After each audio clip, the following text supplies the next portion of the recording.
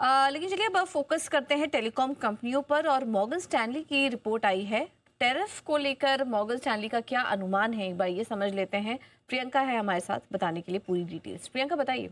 बिल्कुल पूजा, आपको याद होगा इस पूरे साल कोई बड़ा मीनिंगफुल टैरिफ हाइक नहीं लिया इन कंपनियों ने। सिर्फ एक बार जो बेस जो प्लान से उनको बढ़ा देता। लेकिन अब मॉर्गन स्टैनली को लगता है कि अच्छा बड़ा टैरिफ जंप आ सकता है, लेकिन अभी उसमें समय है।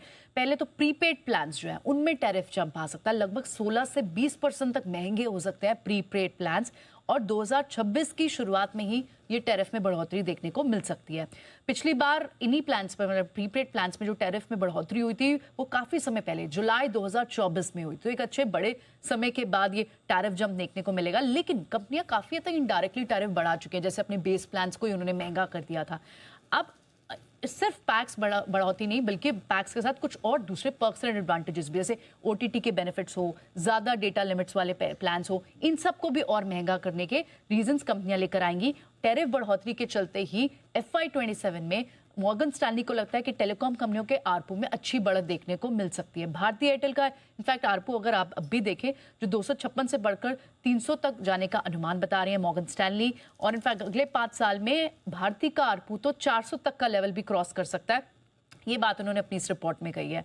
अब टैरिफ बढ़ोतरी के कारण शॉर्ट टर्म में चाहे भले इनकी सब्सक्राइबर संख्या में थोड़ी सी गिरावट जरूर देखने को मिल रही हो, लेकिन आमतौर पर 2 या 3 क्वार्टर में, उन्होंने ये भी रिपोर्ट में कहा कि 2 या 3 क्वार्टर में ये सब्सक्राइबर जो लूज होते हैं, जो ये गवा देते हैं, वो भी वापस रिकवर कर लेते हैं। तो सब्सक्राइबर और आरपू का इनफैक्ट एक छोटा सा डेटा पॉइंट भी कि अगर आप कुल यूजर बेस देखें एयरटेल का, तो लगभग 36 करोड़ का यूजर बेस है इनका और 256 आरपू है। रिलायंस जियो को देखें तो उनका और बड़ा सब्सक्राइबर बेस है, उनका तो यूजर बेस 50 करोड़ से ज्यादा का है और इनका आरपू अब 211 हो गया है बढ़कर।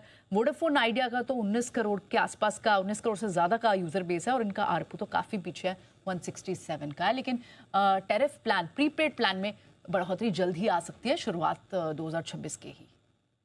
ओके, तो ये है आपके लिए टेलीकॉम कंपनी के लिए 2026 का साल ज़्यादा बेहतर रह सकता है। टैरिफ हाई की तैयारी है और इसका फ़ायदा मिलेगा। और टैरिफ हाई होगा तो नेचुरली तीनों ही कंपनियां करेगी, भारती भी करेगी, रिलायंस भी करेगी और वोडाफोन आइडिया भी करेगी। वोडाफोन आइडिया के चार्ट पर तो मैं एक बार वंशल जी से राय लूँगा भी कि 1-2 दिन से थोड़ा ठंडा हुआ है, अगर लॉन्ग पोजीशन है तो कहाँ स्टॉप लॉस रखना चाहिए। लेकिन टेलीकॉम सेक्टर पर राय एक बार मैं लूँगा सनी अग्रवाल साहब से भी। सनी जी बताएं सर, कैसे देखा जाए इस पूरे सेक्टर को? ये definitely I think a part of compulsory consumption now. मुझे लगता है कि रोटी कपड़ा और मकान एंड ऑब्वियसली मोबाइल, ये part of your compulsory consumption हो चुका है। और जिस तरह से इंडस्ट्री में कंसोलिडेशन हुआ है, I think tariff hike will be part and parcel of life.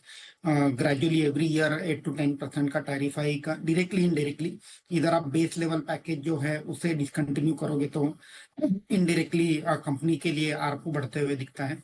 और eight the same time postpaid consumer के लिए भी कहीं ना कहीं टैरिफ हाइक ग्रेजुअली आते हुए दिखेगी। तो मुझे लगता है कि because of tariff hike and अब जो सब्सक्राइबर बेस है उसमें कहीं ना कहीं थोड़ी स्टेबिलिटी भी आते हुए दिख रही है।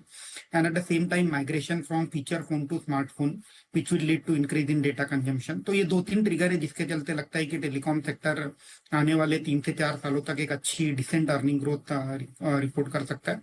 तो व्यू ओवरऑल कंस्ट्रक्टिव रहेगा।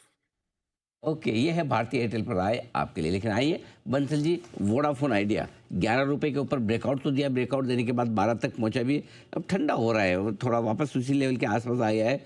किसी को रिस्क कम रखनी हो और स्टॉप लॉस फॉलो करना हो तो क्या होना चाहिए सर?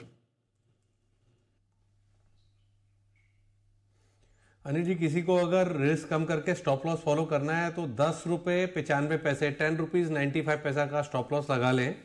तो ये तो अनिल जी शॉर्ट टर्म के लिए स्टॉप लॉस हो गया। और बड़ा स्टॉप लॉस वही अनिल जी 9 रुपये 75 पैसे का। चीज़ तो ऊपर नीचे होके चलती है। अब चीज़ तो अनिल जी मतलब कि स्ट्रेट लाइन में कुछ भी मूव नहीं करता। इवन हमारी दिल की धड़कन ECG भी अगर स्ट्रेट लाइन में हो जाए तो दी एंड थैंक यू का संकेत होता है। तो ऊपर नीचे होके चलती है। 9 रुपये 75 पैसे मुझे लगता है इज अ हिस्ट्री। और अगर एकदम मतलब कि प्रॉफिट को प्रोटेक्ट करना है वो पॉसिबल नहीं होता। सबसे छोटा स्टॉप लॉस वही है 10 रुपीज़ 95 पैसा।